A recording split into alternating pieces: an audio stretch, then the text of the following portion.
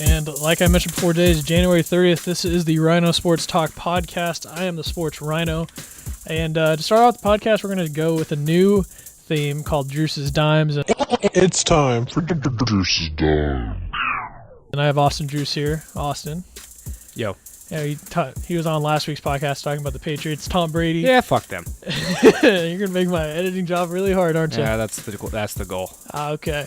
I mean, it is a podcast. You don't necessarily have to edit out my profanity, but I'll let you, your show, not mine. Hey, your show. I'm perfectly fine. This is your segment, but, when I was thinking about things to come up with for this segment this week, I looked in the current news. You had Michigan State and their stuff, but nothing's really come out about it, so we don't really want to get I'm going to save that rant for a minute. Because I want a little more information about it before you get into it. We talked a little bit about it, but, that's something that'll be in the future here, probably in the near future. But what really did happen this week was the Baseball Hall of Fame announced who was getting in. You got Chipper Jones. You got deserving Chipper Jones. I can't remember who the other three are now off the top of my head. Trevor Hoffman got in. Right. Mm-hmm. Who was the other big name? I can't remember now off the top of my head. It was Chipper Jones, Trevor Hoffman. Anyway. Yeah. Notably so, there were a couple of names that are left off of the class of 2018 Hall of Fame. And before you get into that, Vladimir Guerrero also deserving to be in. However, there are two names. That's the four. Okay, and Jim Thome also deserves to be in. Yeah. Okay, before I get started, every one of those names is a deserved Hall of Famer. Every single one of them. But there are two that have not been able to break in, and it is absolute bullshit. Barry Bonds and Roger Clemens absolutely deserve to be in the Hall of Fame right now. They should have been Hall of Famers on their first go-around on the ballot, especially Barry Bonds. Barry Bonds is the home run king. He has hit 762 in his career, more than any other player in the history of the sport. How is he not in the Hall of Fame? That makes no sense to me. Oh, well, he did steroids. Stop being a little bitch. Everybody was doing it. Shut the fuck up. You can't justify, and I'm not talking to you, just in general, if you use the steroid argument, go fuck yourself. Because 500 home runs, 500 stolen bases, before there was ever any allegation of him taking steroids anyway. So he was already a 500 player, which is Hall of Fame worthy prior to any allegation. Number two, you can't just pick and choose players from that era. Either all of them that deserve to get in, or none of them do. Because just because Barry Bonds was the one that got huge like that, and yes, I do attest, I think he was probably juicing. Do I give a shit? No. Who cares? Okay, here's the thing. So you either let all of those players in, or you let none of them in. Because you can't just pick and choose based on morality. That's garbage. And it's the steroid era for a reason. It's a part of baseball's history. They got to deal with it. Now, you can't punish players because that's when they happened to play. What was Barry Bonds supposed to play when he was in his 50s? When it just doesn't make any sense. That's number two. And number three, okay, so number one was that he should have been a Hall of Famer already. Number two is the steroid argument is stupid. And number three, just going back to it, I think steroids should be allowed in baseball anyway. It really should I really do. They should. It makes the game a hell of a lot more exciting. Imagine Giancarlo Stanton, who's already hitting almost 500-foot home runs, or whatever you want to call it, on PEDs, hitting 600-foot bombs. Well, okay, but here's the other thing, too, with Barry Bonds I wanted to mention. The dude never failed a test. He never failed a test. How can you keep him out for that when he never failed a test? That's garbage. He never flunked. Never? The dude's record was spotless.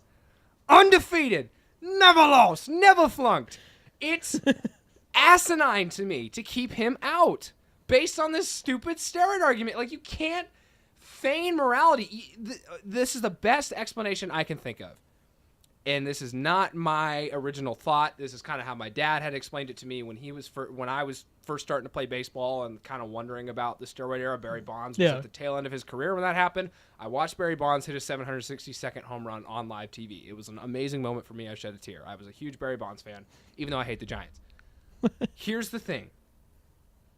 It is the most hypocritical thing in the world to ask an athlete to go play 162 games over the course of 5 months. So they're playing almost every day, put up with all the wear and tear on the body. And in baseball, it's not as much, but it's a prolonged thing. After a while, your shoulder goes. After a while, your elbow goes. After a while, you have terrible feet. Or you could have a Mike Trout thing where it's a weird thumb injury sliding into second. You just never really know in any sport. One of the reasons that these players take steroids is not just to be enormous. It's to recover.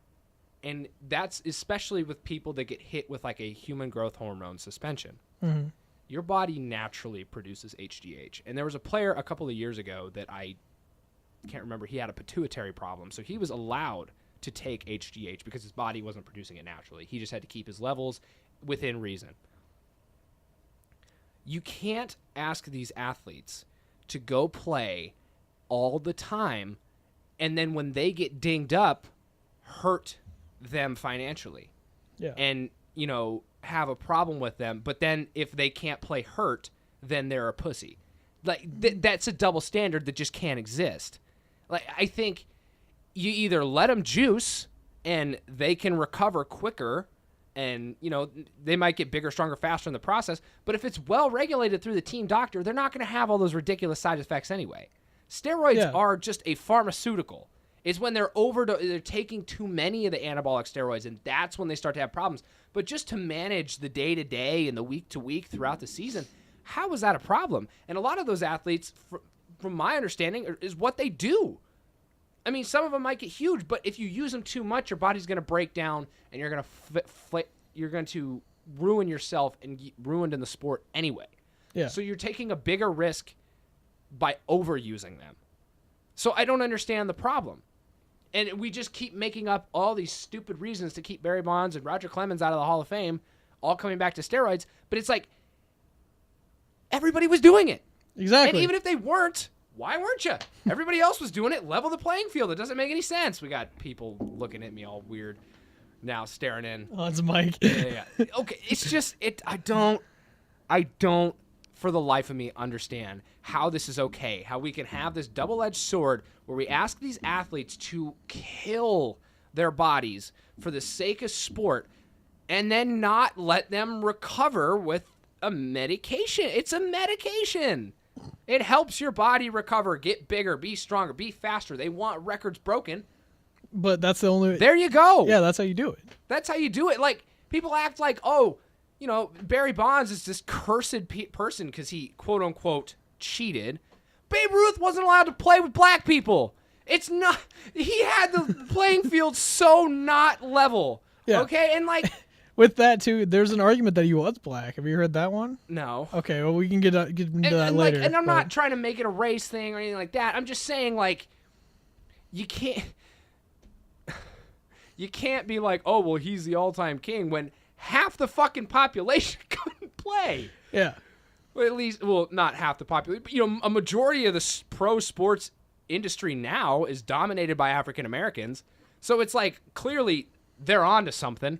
You know? There's something going on there.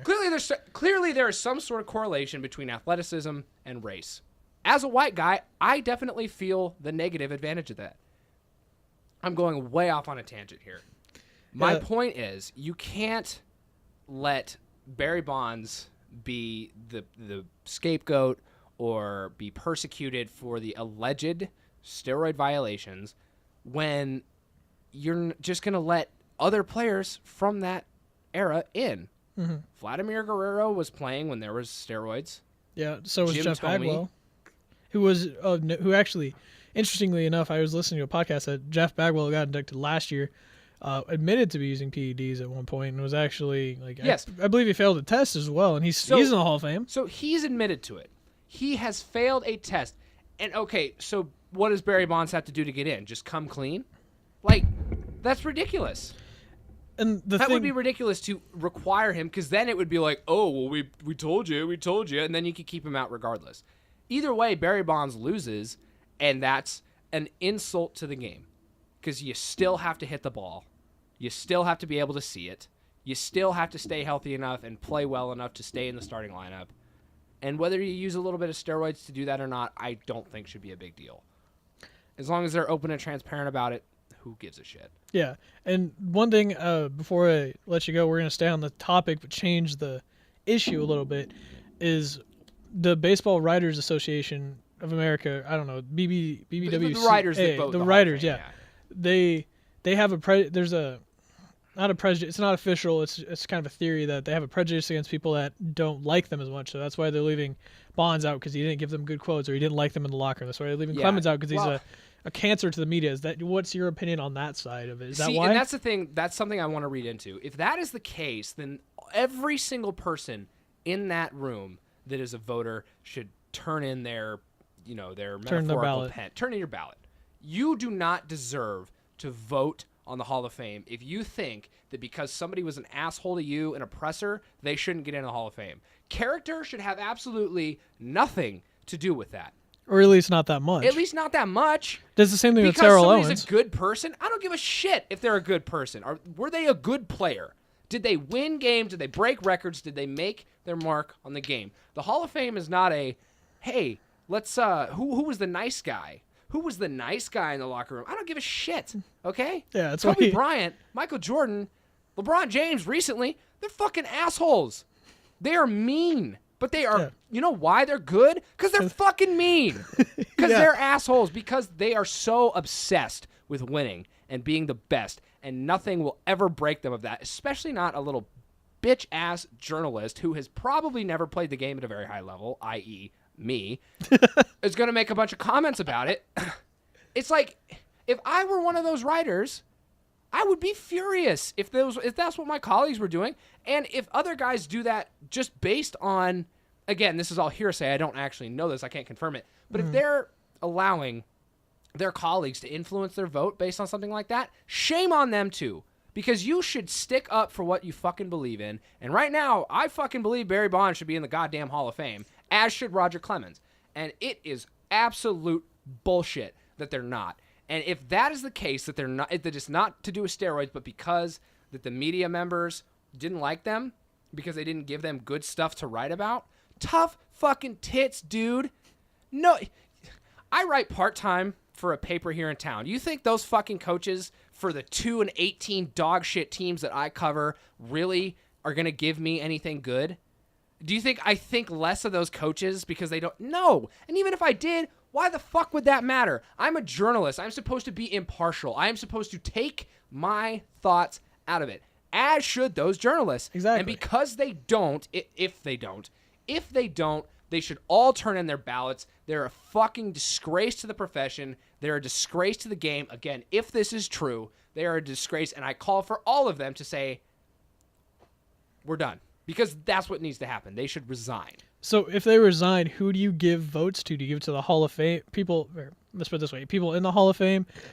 What do you do to not level the playing field, but like get those voters up to that level? Because they have over 1,000 voters for the Hall of Fame, and you have the people missing it, Barry Bonds, stuff like that. Should there be people that are advisors in the game that are doing certain things, or what do you think would be the best route to go about making it a level playing field for all the players? Because we see it in the NFL too. Terrell Owens, the number 2 player in the NFL history. Terrell Owens will be a completely separate Druse's dime topic because will be. He absolutely deserves it too. And yeah, same you're with right. Barry Bonds. You're right, and I don't actually have an answer. I don't, because one, it's off the top of my head, but two, I don't know that there is a perfect world. We're human. We are imperfect creatures, so we're never going to find a perfect solution. But God almighty, if I could think of one, I would absolutely make a killing off of it. Oh, yeah, you probably would. You'd be the MLB commissioner off that. Hall of Fame commissioner. Well, and doesn't a lot of this go back to what I was bitching about? Shouldn't a lot of that go back to Bud Selig? It does. It really does. All of it should go back to Bud Selig, not the players. No, it should be on Bud, who's going to be in the Hall of Fame because of what he did, revolutionizing the sport in the TV era. But that'll be the little black gray area of his resume. Is like, oh, he was the commissioner for, what was he, 30 years, something like that, and he was the commissioner during the steroid era. That he just kind of looked away and brushed it aside until the end of his reign as a commissioner, and then the new commissioner steps in, and basically PEDs are essentially gone, or at least they're out of the limelight in the media and the sport. No, there's no way in hell they're gone. But yeah, like it should be on him. That's what it should be like. I remember the tweet I sent you a few weeks ago. It was so the voters know for a fact that all the people that got in, Tomei, Chipper Jones, Guerrero, and Hoffman got PEDs. That's kind of what I was channeling. So all of those voters know for a fact that none of those guys ever took a PED, not even once. Really? Yeah. Really? Not like they checked each and every butt cheek to see if there were any needle marks. Like, come on. Yeah, and I mean, look at some of how big those players are. Jim Tomei is huge, and he's got bigger, obviously, from the weightlifting and training, but there's no way you can do that much to get that big that quickly. Well, the same thing with Barry Bonds. Yeah. I absolutely think he took steroids. Yeah. Do I care? Not one fucking bit. At all. I don't give a shit. And neither should the writers. Neither should anybody. You know why? Because they're professional fucking athletes. They should be able to take it. Oh, well, what about high school kids? High school kids should not take those. No. But, well, if the role model... Don't let a fucking professional athlete be your role model. If you're... Yeah. You know who should be your fucking role model? Your parents. You know who should try to be good role models? Fucking parents. Not an athlete or a politician or anything. Your role models should be who teaches you from the day to day. Your parents and your teachers and your counselors and your friends. Yeah. And you should surround yourself with good ones, and good people should want to be everybody should want to be role models to everyone else. So again, that's a total red herring, a complete distraction from the conversation. I just think it all brings it back to my point. Who the fuck cares if they took steroids? Exactly. And it really just shouldn't matter at this point of anything, because there's still the stats. Like I want to bring up the case of Alex Rodriguez. He was said to have the PEDs in his past. We all know, and he got forced to move. Still, you have to be really good to be at his. He has to have the talent level of Alex Rodriguez to be Alex Rodriguez. He had that talent before using PEDs. Steroids doesn't give you talent. No, that's the key. Like Barry Bonds, it might have improved him for home runs, but he was getting intentionally walked 200 times in 3 seasons in a row. He had more walks. Allegations. Yeah.